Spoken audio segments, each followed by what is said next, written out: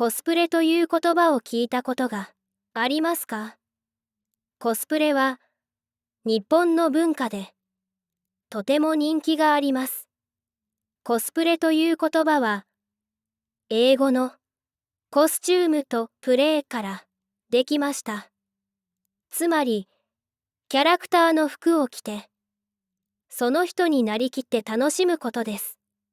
日本ではアニメや漫画、ゲームのキャラクターがとても人気です。だから、そのキャラクターの服を着て、イベントや街で楽しむ人が多いです。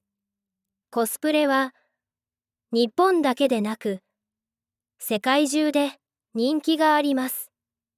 外国の人も、日本に来てイベントでコスプレをすることがあります。イベントの会場では、みんな笑顔で、写真を撮ったり、話をしたりします。とても賑やかで、明るい雰囲気です。では、ここで、会場でよく使う、優しい会話を見てみましょう。まず、衣装を褒めるときの会話です。A、すごいですね。B、ありがとうございます。自分で作りました。A、本当に上手ですね。このように、短い言葉でも気持ちを伝えることができます。次に、写真をお願いするときの会話です。A、写真を撮ってもいいですか？ B、はい、いいですよ。A、ありがとうございます。一緒にどうですか？ B、いいですね。撮りましょう。この会話は、イベントでとてもよく使います。笑顔で言うと、相手も気持ちよく応じてくれます。次に、キャラクターを知りたいときの会話です。A、どのキャラクターですか？ B、これはナルトです。アニメが好きです。A、あ、私もナルトが好きです。このように、共通の趣味で話すと、すぐに友達になれます。衣装をどこで買ったか知りたいときは、こう聞きます。A、どこで買いましたか？ B、インターネットで買いました。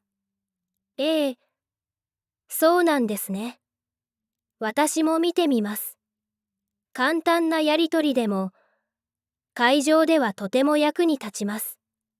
次に、コスプレの衣装について少し説明します。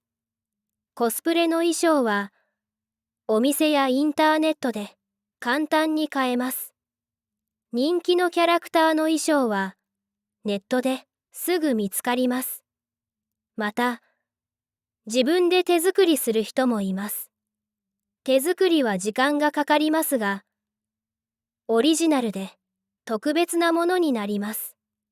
コスプレでは、衣装だけでなく、髪やメイクも大切です。キャラクターの髪の色に合わせて、ウィッグをかぶる人も多いです。目を大きく見せるために、カラコンを使う人もいます。コスプレは、服を着るだけでなく、そのキャラクターになりきることが大切です。日本語には、なりきるという言葉があります。これは、完全にその人になったように振る舞うことです。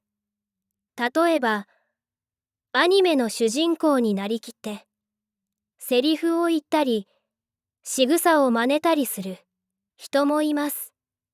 これはとても楽しく、周りの人も喜びます。日本のアニメや漫画には、変身という言葉がよく出てきます。変身は、普通の人が特別な力を持つキャラクターになることです。コスプレをするときも、少し特別な自分に変身した気分になります。だから、多くの人がコスプレを楽しんでいます。日本のイベントで有名なものは、コミックマーケットです。夏と冬に東京で開かれ、世界中から人が集まります。会場では、多くの人がコスプレをして、写真を撮ったり、交流したりします。他にも、アニメフェスやゲームイベント、ハロウィンの街歩きでも、コスプレを楽しむ人が多いです。イベントでは、日本人と外国人が自然に交流できます。難しい日本語を話さなくても、優しい言葉で十分です。こんにちはやありがとうだけでも、相手は嬉しい気持ちになります。コスプレは、アニメや漫画を知るだけでなく、日本の文化を体験する方法です。衣装を着ると少し恥ずかしいですが、とても楽しい思い出になります。日本に住んでいる人も、外国から来た人も、一緒に楽しむことができます。小さなイベントや友達との集まりからでも、優しい会話と笑顔があれば、楽しい時間になります。コスプレは、日本の文化を感じながら、友達や新しい人と出会うチャンスです。そして、自分もキャラクターになれる、特別な体験です。コスプレを通して、日本のアニメ文化をもっと好きになる人が多いです。あなたも日本で、ぜひ体験してみてください。コスプレという言葉を聞いたことがありますか？コスプレは日本の文化でとても人気があります。コスプレという言葉は英語のコスチュームとプレイからできました。つまりキャラクターの服を着てその人になりきって楽しむことです。日本ではアニメや漫画、ゲームのキャラクターがとても人気です。だから、そのキャラクターの服を着て、イベントや街で楽しむ人が多いです。コスプレは、日本だけでなく、世界中で人気があります。外国の人も、日本に来てイベントでコスプレをすることがあります。イベントの会場では、みんな笑顔で、写真を撮ったり、話をしたりします。とても賑やかで、明るい雰囲気です。では、ここで、会場でよく使う、優しい会話を見てみましょう。まず、衣装を褒めるときの会話です。A、すごいですね。B、ありがとうございます。自分で作りました。A、本当に上手ですね。このように、短い言葉でも気持ちを伝えることができます。次に、写真をお願いするときの会話です。A、写真を撮ってもいいですか？ B、はい、いいですよ。A、ありがとうございます。一緒にどうですか？ B、いいですね。撮りましょう。この会話は、イベントでとてもよく使います。笑顔で言うと、相手も気持ちよく応じてくれます。次に、キャラクターを知りたいときの会話です。A、どのキャラクターですか？ B、これはナルトです。アニメが好きです。A、あ、私もナルトが好きです。このように、共通の趣味で話すと、すぐに友達になれます。衣装をどこで買ったか知りたいときは、こう聞きます。A、どこで買いましたか？ B、インターネットで買いました。A、そうなんですね。私も見てみます。簡単なやりとりでも、会場ではとても役に立ちます。次に、コスプレの衣装について少し説明します。コスプレの衣装は、お店やインターネットで簡単に買えます。人気のキャラクターの衣装は、ネットですぐ見つかります。また、自分で手作りする人もいます。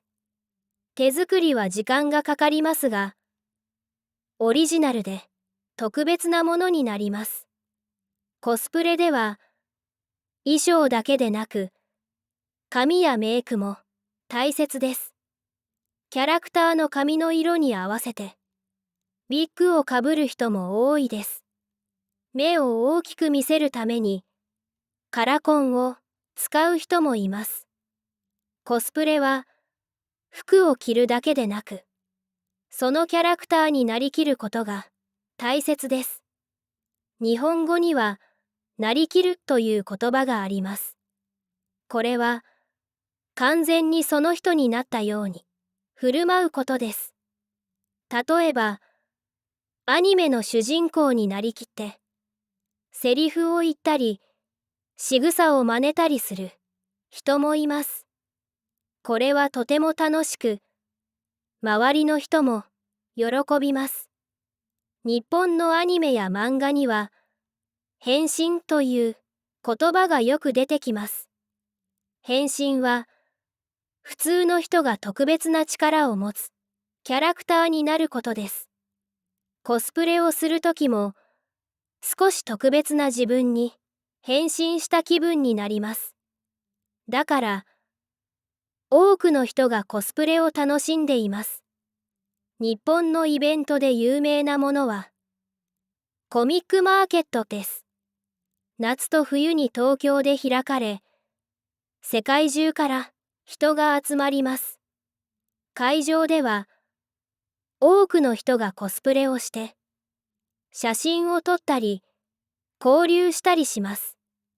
他にも、アニメフェスやゲームイベント、ハロウィンの街歩きでも、コスプレを楽しむ人が多いです。イベントでは、日本人と外国人が自然に交流できます。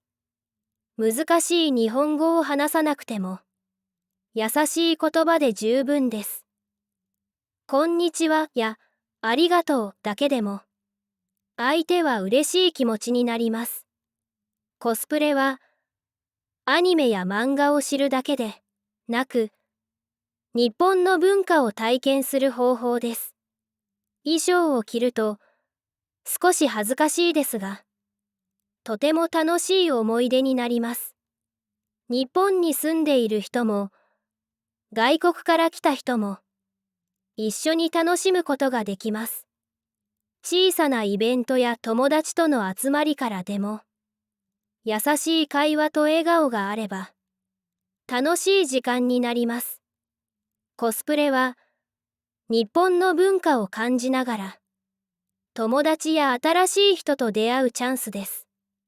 そして、自分もキャラクターになれる特別な体験です。コスプレを通して、日本のアニメ文化をもっと好きになる人が多いです。あなたも日本で、ぜひ体験してみてください。